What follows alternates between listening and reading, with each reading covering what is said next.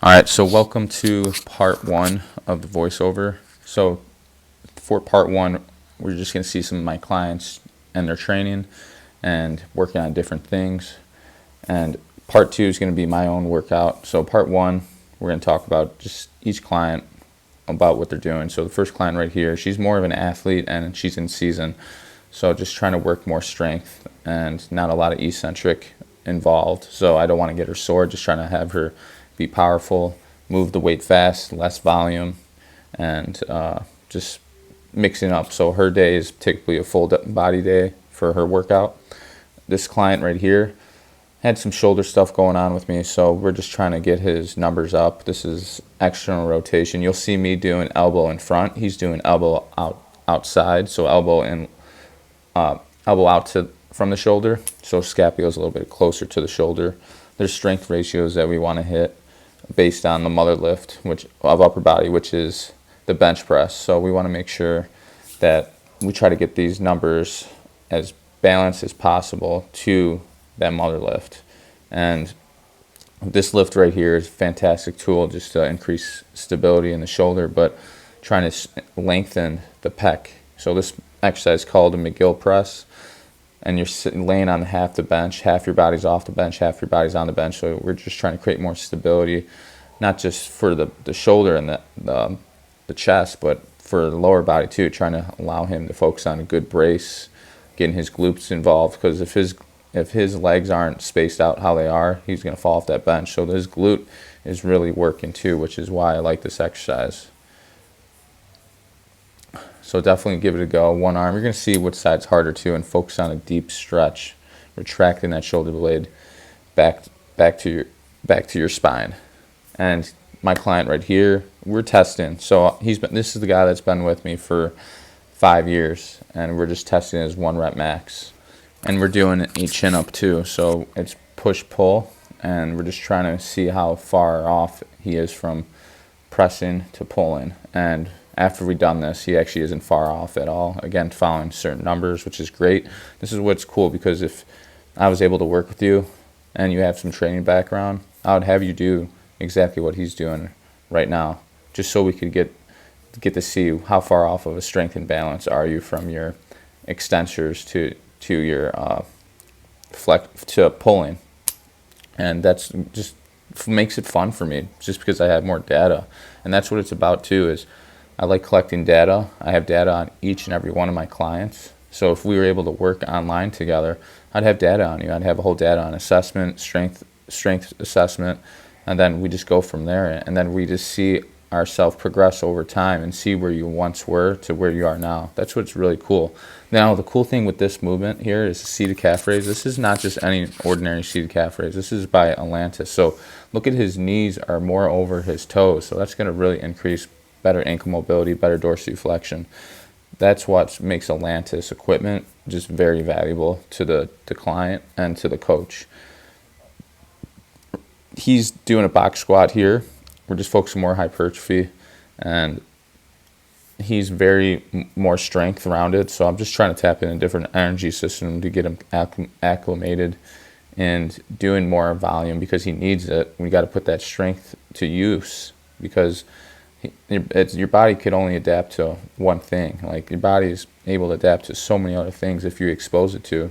So I wanted to put him through this squat variation and get him really comfortable with it. Welcome to the video. Today we're going to go through a workout and a whole new program. We're going to run this program for 3 weeks, and the purpose of this program that I'm putting myself through, and this is how I would start a lot of you that are probably just starting off with me, is wanting to get better shoulder stability, better shoulder mobility, and overall just trying to build strength within the entire, all three. There's shoulder flexion, extension, external rotation, obviously internal rotation, and abduction, adduction. There's about 6 different movements that the shoulder goes through, and we want to make sure that we strengthen all of these. So today we're going to go through 3 of them, very important ones, and this is what I would have you do to build better shoulders. Before we even do that, I want to show you the workout real quick. Yeah, we're gonna let me just pull it up real quick,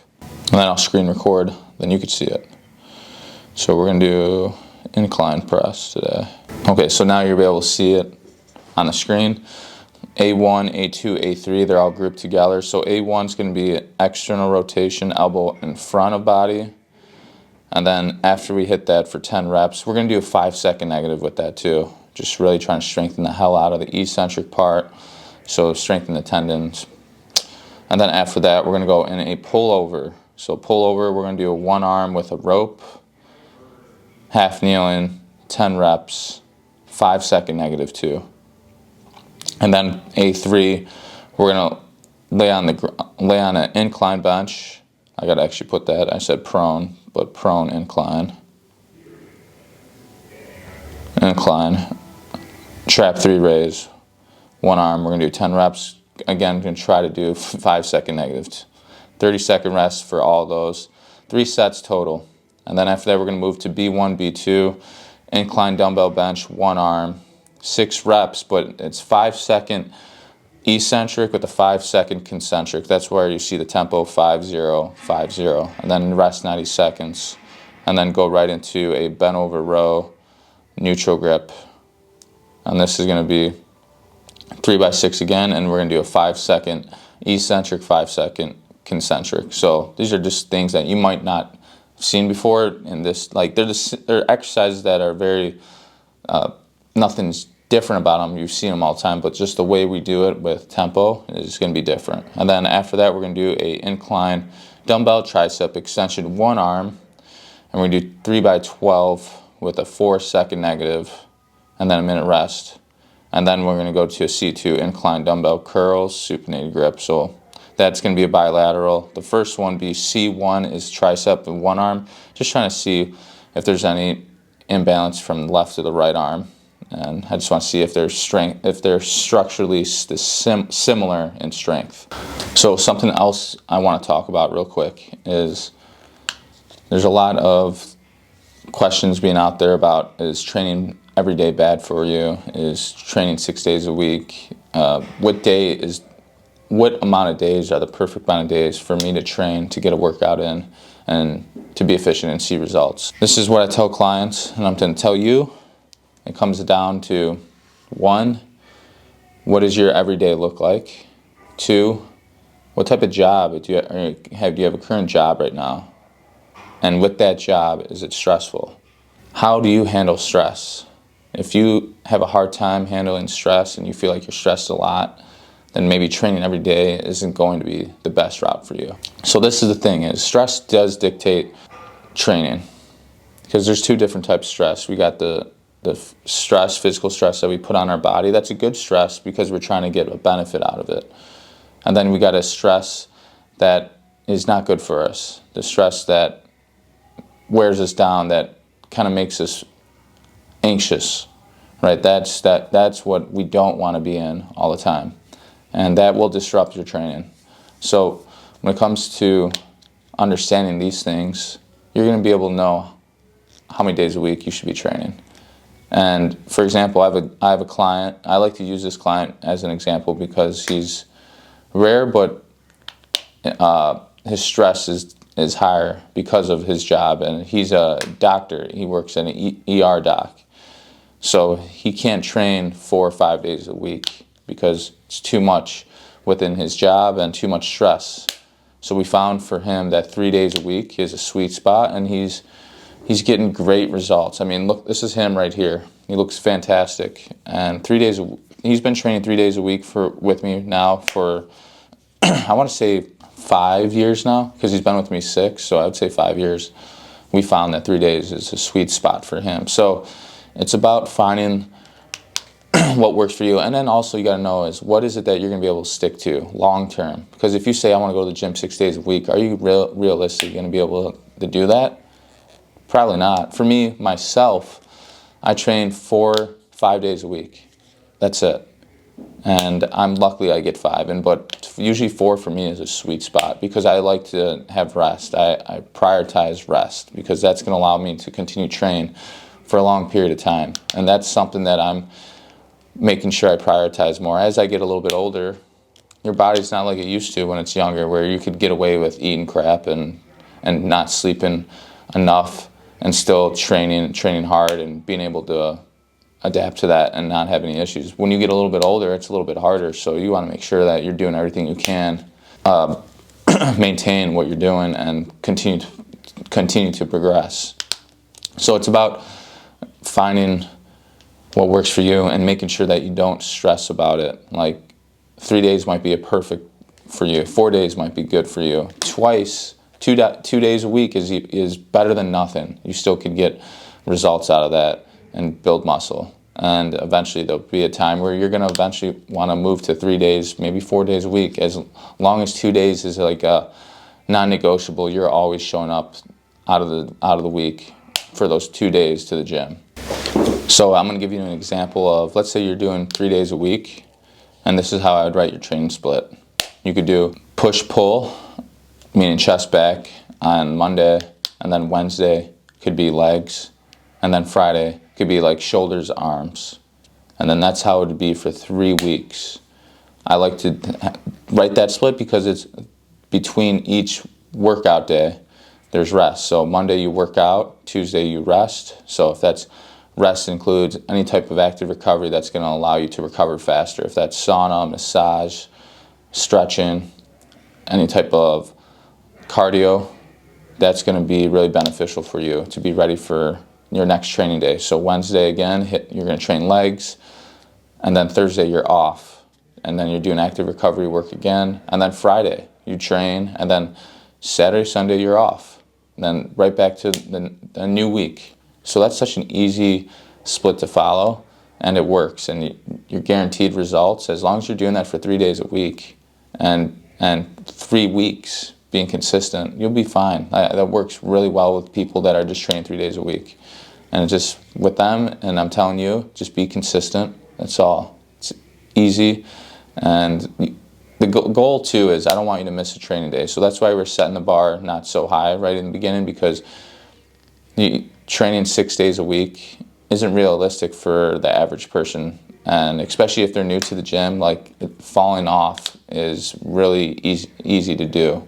So my goal is not to allow that to happen. So 3 days a week and having a plan on how to do that 3 days a week, that's going to allow you to keep going forward and being consistent with your training, and that's what I want.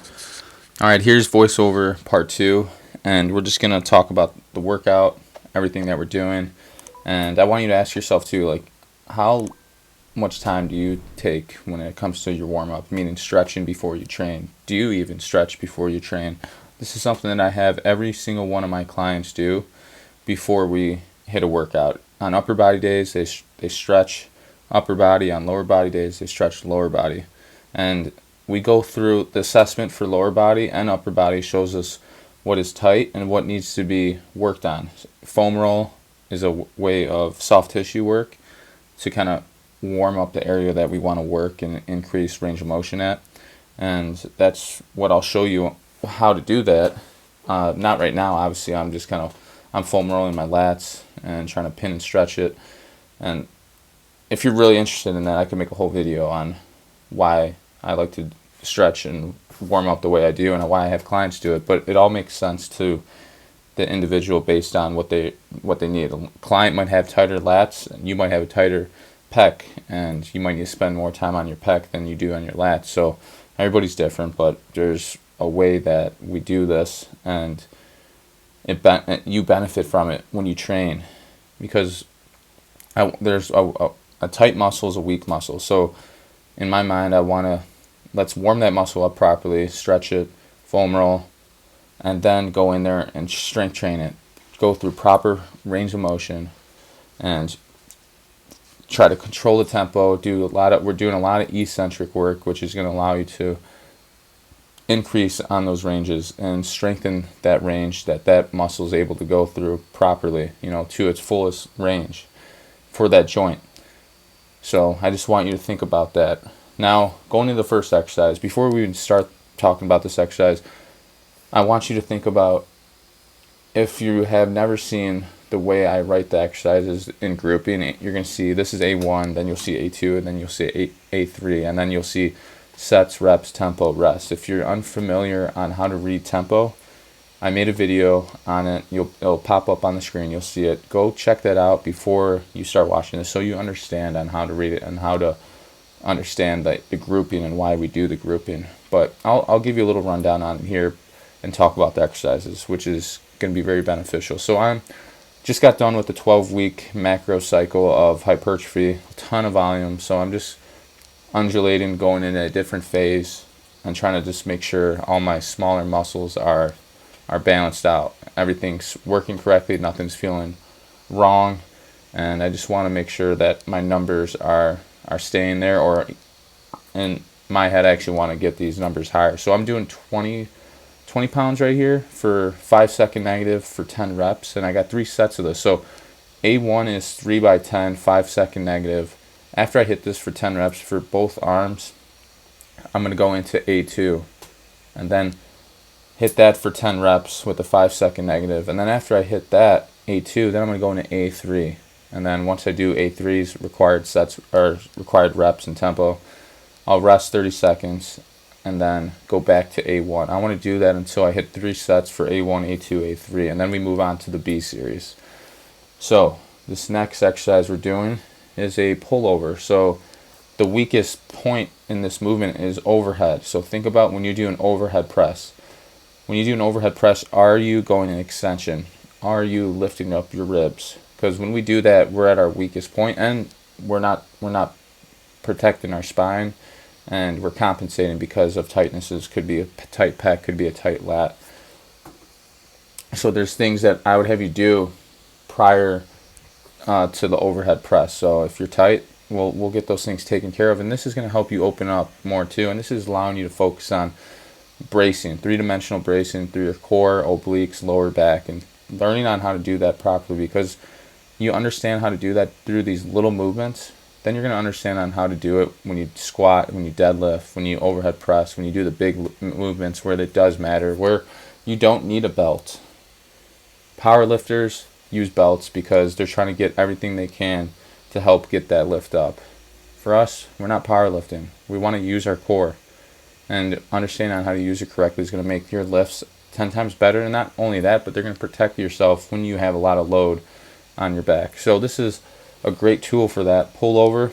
I'm going out like kind of like, I would say like 15 degrees from my body, because if I go straight on with where my hand's in line with my shoulder on the way down, that cable hits me in the shoulder every time. So I'm kind of going out on an angle, and every time I go up, I'm reaching and I'm letting my shoulder blade move up and down. So you're creating, when you go up, it's a little more upward rotation on the shoulder blade. And we're working the straightest anterior there, so which helps with elevation, depression of the shoulder blade, which also assists in any type of shoulder movement. A lot of times people will have pain in their shoulder because that muscle's not firing correctly, which is, it's funny, but it's actually true. This next movement, I'm telling you, you're going to have a love-hate with it. Most people suck at it in the beginning, let's just be honest, but this is another stabilizer movement. It's called a trap 3 raise. So this works mid and lower trap. It attaches to your lower part of your scapula, your shoulder blade, and it pulls the scapula back in its regular anatomical position. So when this muscle's weak, we see a lot of protraction in the shoulder. A lot of the shoulders are dumping forward, and pec minor is tight. It's shortening, and your back muscles are lengthened, and particularly this muscle that we're working. This is a incline prone version. We could do a bent over version too. I usually have people do the bent over one, but we could start here. When you do this, you want to think about retracting your shoulder blade towards your spine, not just doing a shrug. You're retracting it down, or the shoulder blade down and towards the spine, and raising on like a 45-degree angle. Think thumb to the sky. And you want to think of your 1 rep max bench press. You want to be able to do like 11% of that. So I think I'm doing 17 pounds here. Prone incline's a little bit harder than bent over. Bent over, I'm able to do 25 pounds, which I'm very close to where I need to be structurally balanced from my press to this lift. A lot of people think this is easy when they look at it, but the minute you do it, it's a whole nother ball game. All right, now we just finished our A3. We're going on to B1. B1, doing an incline press. One arm, If you haven't done one arm ever, I suggest you try it. But I'm doing a 5-second negative with a 5-second concentric. So concentric is performing the movement. Doing 6 reps. So I do this for 6 reps, and then I go right into B2, the same thing. But I'm just trying to get a deep stretch and just focus on being as slow as possible for that 5 seconds. So it's a totally different feeling. And this is actually 60 seconds of time under tension on the muscle. Think of your standard set of 10 reps. You're not even touching a minute. This is a minute worth of work on the pec, on the tricep, on the shoulder. And I love to do neutral grip because it puts less stress on the shoulder. We're so programmed to pronated grip. Think of your grip selection when you do presses. Is it always the same? If that's the case, you should change it up. So if you're doing a barbell bench press, pronated grip, I suggest if you go do dumbbell work, do neutral grip. So you're able to get a deeper stretch, and it's just safer for your shoulders too. So here I'm doing a bent over row, your standard, but try, if you really want to feel this, do the same thing. I'm doing 5-second concentric with the 5-second eccentric. Focus on squeezing the shit out of my upper back, like shoulder blade area, lats, everything. Just trying to strengthen the muscles that surround my shoulder blade. So the rhomboids, traps, and lats. And then of course some rear delts get involved too. But yes, I'm doing this for 6 reps. And if you're new to tempo, I suggest you try doing a Mississippi count when you do this. And I'm going to be honest with you too, when you first start doing tempo for the very first time, you're going to lose track of your reps. You're gonna do a couple reps, and you're gonna think if that's 4 or 5, and it's just because you're new to it. And neurally, you're gonna fatigue faster because now you're using your brain a lot more, which is great. We want to do that. Now I'm just doing some accessory work. So arms, of course, everybody likes arms. So I'm doing 1 arm tricep extension, just kind of feeling out. I'm doing a 4-second negative, trying to hit 12 reps. Trying to keep my elbow stacked above my shoulder. So when I'm doing this incline, I want to think about pushing my elbow through the ceiling so my elbows don't dump forward. I'm just trying to get a good stretch, feel the muscle, and try to extend all the way through. Make sure you lock out, because we're trying to not create any deficiencies within the movement. I want to go full range for the negative and the concentric so that muscle could grow appropriately and it's, I'm having a hard time thinking of the word I want to say for that. But next one we're doing is a C2 incline curl here, just staying supinated, just changing the different angle of where the elbow is and location of my belly button. A lot of times when people do curls, it's usually elbow alongside or a preacher curl. You could change the angle of how you do curls, and that's going to dictate like the stress it plays on the bicep. For me, I need to work on more short head, which is going to allow my peak to show even more when I flex. Biceps always been a weak point of mine, so they came up a lot, but it's something I still want to keep hammering, and I'm happy with where I'm at right now. But we still got lots of work to do, and that's what makes working out really fun, is because there's so much we have to work on, and that's something that I'm grateful for. But yeah, hope you enjoyed part 2 of the voiceover. We're just coming to the end of it right now. So if you like this, leave a comment below. If you have any questions, I'm all about answering them too.